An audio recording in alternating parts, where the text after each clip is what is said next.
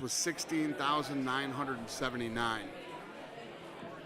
The performance bonuses went to Lemos, Leach, Simone, Algio, Jacoby, Puna, and fight of the night was Schnell and Sue. They all won $50,000. Definitely. Another bunch of bonuses. Just you're having a great night and felt like giving out more money. Yeah, you know, we've been doing. I've been handing out lots of money lately, so yeah.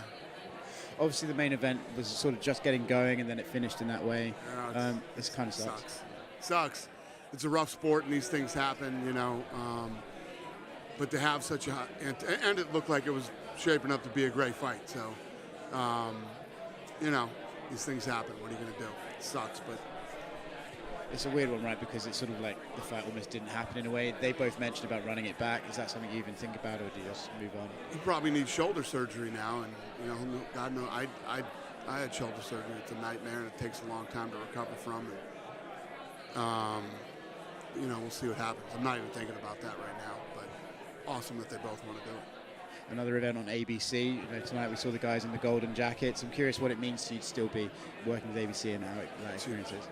I mean, any of us that grew up, you know, that are around my age, you know, remember the golden jackets and ABC's Wide World of Sports and all the big events that were on. So to be a part of something like that now, and for these guys to get, Cormier was geeking out over the jacket. He was going crazy and sending me pictures and everything else. So yeah, we're all pretty excited about it.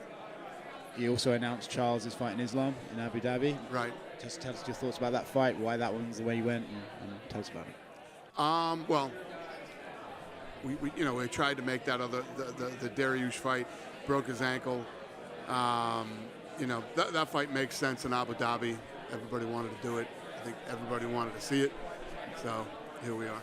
Obviously, he's not officially champion, but will Charles still get the pay-per-view points? We've worked that out. Yeah, I think he does. I mean, he's the champ, but technically he's not the champ. We didn't get to see you at the International Fight Week. Everything okay? Where were you? I was on vacation. Yeah. Everything was awesome. What did you think of Israel's performance against Jaron Cannonier? What did I think of what? Israel's Adesanya's performance. He won. I mean, I don't know if it was the performance that that he wanted to give or that he was selling leading into that fight. And you know, the other thing is, you know, I don't think his opponent was very aggressive either. So it takes two to make a great fight. Do you think that's starting to happen with Israel, where like you see Romero didn't really come forward and Cannonier didn't come forward? Do you think he started entering that Anderson phase where people kind of freeze up in front of him? Yeah, it's interesting. It won't happen in the next fight. I'm going to ask your thoughts on that. There aren't, when you're sitting here in my position, you can't give too many guarantees. You know, I can say stylistically on paper, this should be, you know, or, you know, we feel this is going to be, I fucking guarantee you. I absolutely positively guarantee you that the next fight that Israel Adesanya fights will be absolutely batshit nuts. Just one last one from me. Curious if we have an update on Khamzat Chimaev. I mean, he's fought in Abu Dhabi before. I wondered if maybe he'd go there again. Do you know what you're doing with him yet? No, but we're working on it right now. There's tons of issues right now. You know, obviously, you see what's going on in boxing. There's guys that can't get in the country, and you know, there's always visa issues right now. You know, the world is nuts right now in many different ways, and so you know, we're trying to get all that stuff figured out. But Khamzat will fight soon. Hey, Dana. Just talking about the featherweight title picture, Josh Emmett's been very outspoken that he thinks he's going to be the next guy in line. Uriah Faber's come out and said some stuff as well. Do you feel like with the way that things played out tonight that he will be next in line, or do you think that it could be Yair? Can you kind of talk to me about that thought process? Yeah, I don't know. Right here off the top of my head. What did you say about Josh Emmett that he was? I said he's been calling for the shot, saying he should be the next guy, and Uriah Faber's kind of come out and said it should be him too. Yeah. I mean, every guy thinks it should be their guy. But we'll see what happens. Yeah, listen, there's no doubt Josh is one of the guys. And just going off what Oscar said, International Fight Week, we saw Donald Cerrone announce his retirement. We didn't get to talk to you then, so I'd like to get your thoughts now. Yeah, you know, I think it was time, and I'm happy for him. You know, he's been so fun to have in this organization, and he's such a good guy. And, you know, I'm happy for him, and, you know, sad for him at the same time. And Nate Diaz has been very vocal recently about saying that you guys have been holding him hostage and all this stuff. He's been trying to get a fight. Did you hear his comments? And I guess from your perspective, is there any response? No. I mean, when isn't Nate Diaz saying something crazy, you know? I've said this a million times, and I'll say it again. You can't hold guys hostage. It's not possible, okay? I owe you 3 fights a year. If I don't fight you 3 times a year, I have to pay you. How can I hold him hostage? And one more update. Anything with John Jones? I know it sounded like maybe Stipe, and then we haven't really heard much since then. Working on that, too. Hopefully, you know, he should fight this year. Yeah, we'll see how it plays out. It's all going to depend on Francis and his name. Have you talked to him at all recently? Yeah. We had a meeting with him last week. Any sort of timeline for him? Soon, I hope. Great, thanks. I'll let you know when I know. Thanks, Dana. Dana, right here. Yep. Fingers MMA Weekly. It seems like so long ago that you guys couldn't get into New York, and here you are in another beautiful new building here. Yeah. Do you still get that little extra sense of satisfaction every time you come here? I mean, we've been here so many times now, but yeah, it's nice to get out to Long Island. This arena is beautiful, and the crowd was awesome. They're a rough crowd, Jesus Christ. If you don't run right out and start punching each other in the face, you know, flashlights, booze, all kinds of shit going on, but they're a fun crowd. This place was ready for some fights.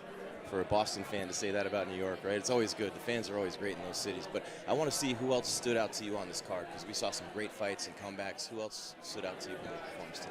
Yeah, I mean, look at the performance bonuses that I got Lemos, Leach, Simone, Algio, Jacoby, Puna, Schnell. I mean, Jesus Christ. Guy got rocked 5 or 6 times, looked like it was over, like it was out, and he comes back and wins. I mean, realistically, you know, Schnell won fight of the night with Sue, but he's not getting another 50, but I'll probably write him another one too. He killed it tonight. He looked incredible. Yeah. Thanks, appreciate it. All right. Dana, so follow up on Nate Diaz. So what is your plans like to get him back in there? What would you guys like to be doing? What do you think my plans are? We're going to get him a fight. Well, like how soon? Are you looking to get him in the next couple months? Or? I don't know. Soon. And then the other. I have to get him 3 fights a year. I offer fights. He either accepts them or turns them down. And obviously, I'm not paying him. So I've offered him fights. So he's turning them down. This is the bullshit game I'm not going to play. Okay. I'm not going to play this fucking game where you ask me, oh, but let's talk more about Nate Diaz, and then you're going to go out and write fucking, you know, or whoever's watching this, oh, he said he turned down fights. I'm not playing that game. All right, that's cool. Right. So as far as Shane Burgos, who's saying now this contract is up, what are you guys looking to do? You're trying to re-up him, right? Yeah. We would definitely re-up. Savage. This is a big win for him, obviously, in New York. He's now 7-0 here. I mean, do you guys like to put him in New York, like, specifically more than, say, other guys? Because obviously there's no Long Island guys on this card. Shane? Yeah, Shane. And you can put Shane and fucking Tim Butt, too, and people are going to be happy to have him on the card. He's the kind of guy that people love to see fight. And then why didn't we see any Long Island guys? Usually you like to stack them. I don't know. Why, were you unhappy with the lineup tonight? No, it was great. It was great. But just in general, you guys tend to stack your Long Island cards with Long Island guys. Yeah, I don't know. I don't know how that didn't happen this time. Next time. So, a couple of quick questions. Yeah. Don't jump down my throat, but it is a Nate Diaz question. So, what is the procedure? And I'm fresh off vacation, too. I'm in a fucking great mood today. What is the procedure if you offer Nate, hey, we want you to fight Khamzat. Here, would you want to fight? Nate says yes, Khamzat says no. Theoretically, obviously, may or may not have ever happened. I'm not trying to say it did. Right. Does that count as one of the 3, just to elaborate for everybody? Does that count? If Nate accepts a fight and his opponent turns it down? Correct. What is that? Then we go for another opponent. So it doesn't count as one of those 3. And not to say you have, but if you have offered Nate a fight, but somebody else said no, we don't want to fight Nate, does that count as like we have to offer you 3 fights a year, or does it have to? Yeah, no, we would offer him another fight. Okay. Yeah, if somebody didn't want to fight him, then we'd offer him another fight. Okay. Yeah. And it's very rare we get into situations where you get a fight like that and a guy turns a fight like that down. And the last question is also dovetailing on what was said earlier in the 45 division. Volkanovski has said a few times he wants to maybe move up and challenge for the 55 belt. Right. What are the thoughts of maybe doing something like Yair Rodriguez and Josh Emmett in, as maybe an interim or something? Yeah. I mean, Volkanovski, I think, is going to have surgery on his hand. I think there's something wrong with his hand. And, yeah, we'll figure it. Yeah. You're asking if that's a possibility? I like it. I don't hate it. Hey, Dana. Mac, right here. Max Milstein, WRHUFM. We've seen recently that you guys are targeting Sterling versus Dillashaw. Just can I get your thoughts on that fight? Yes, true. Yeah, that's the fight we're looking to do next. Yep.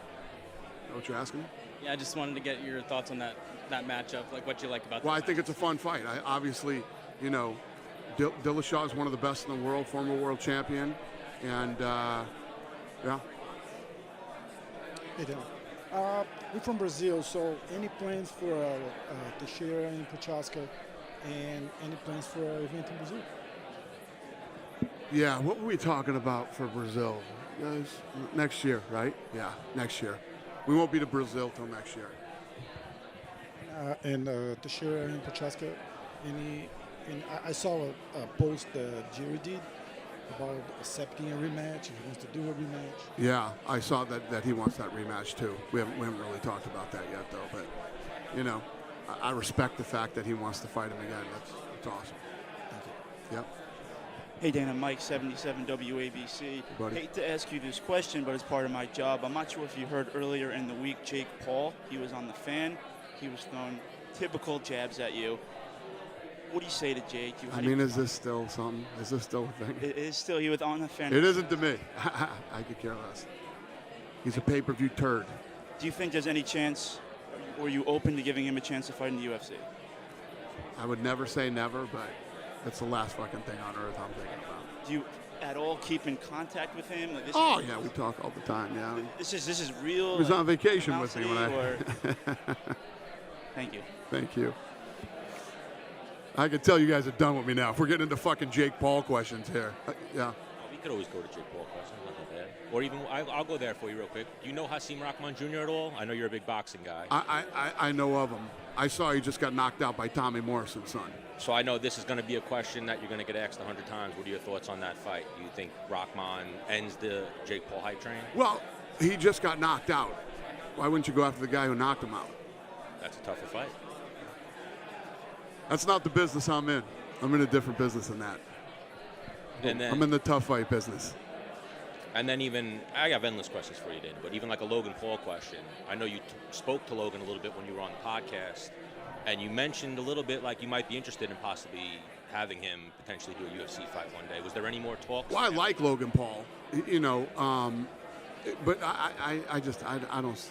I would never say never that.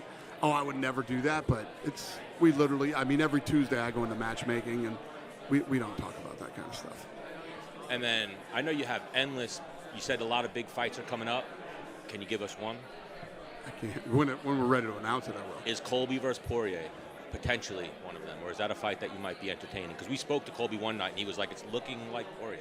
Well, Colby's one of these guys, he said he'll fight it 170, 155, or 185. So there are lots of options for Colby. And then last thing, thank you. We'll just say thank you, Dana, for returning from a much-deserved vacation. The events aren't the same without you. Thank you, sir. I appreciate it. Oh, go ahead. Just to Yeah, go ahead. What do you got? Hi, Dana. Yeah. Ike Feldman with NBC Sports. Hi. Not going to ask you about Nate Diaz. What about Nick? I'm just kidding. No, looking forward to UFC 277. Juliana Pena, Amanda Nunes.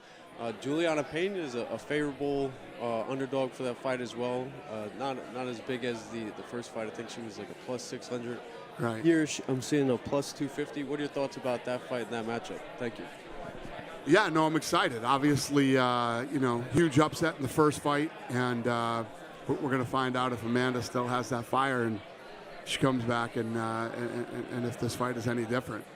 But they just had the I was just talking about ESPN had the what was it the Fighters Choice Awards or the Fighters what the SBI. How's Juliana Pena not on the list after beating the greatest female fighter of all time? Come on, ESPN. That's craziness. I wasn't going to ask about them, but because they've come up. Jake Paul, this fight, are you surprised that it's on Showtime, considering the pay-per-view buys probably aren't going to be like a massive sellout with this? That sounds like something the Weasel would do. I mean, to be honest with you, when you think about it, you got Tyson Fury. He can't get out of the country over there. You know, whatever else is going on in boxing. What else do they have going on? What else do they have? I don't know. I don't know why they would do that again. But, yeah. It's just, I know you guys love to ask me this stupid shit. This is not what I do. And I'm at the point, like, you know, as all this stuff's going back and forth, it's silly. It's just silly for me to even fucking talk about this. It's silly. The last one for me then is a Nate question. I'm curious. You were in a meeting with him, and he said in an interview that he said the only opponents in the UFC he'd like to fight or interested in was Ngannou and Adesanya. Do you remember that meeting? And what was your reaction when he said that? That Nate Diaz said Ngannou and Adesanya? Nate said the only guys in the UFC he'd like be interested in fighting was Ngannou and Adesanya, but not that he wanted to fight them. Just they were the only best ones in the sport right now. So. And what should I say to that? I'm curious what your reaction was when you say that. Do you just sort of go, okay? I mean, imagine having a fucking conversation like that. I mean, come on. Nate Diaz versus Francis Ngannou. What should I say? Is that what, like... Fucking stand it. Holy shit. This is crazy. Yeah. And last one right here. So, you guys come to New York City in November every year. Are we still planning that this year? Is that what we're going to see? Yeah. Hopefully we're coming back to MSG, though. Yep. Bye, guys.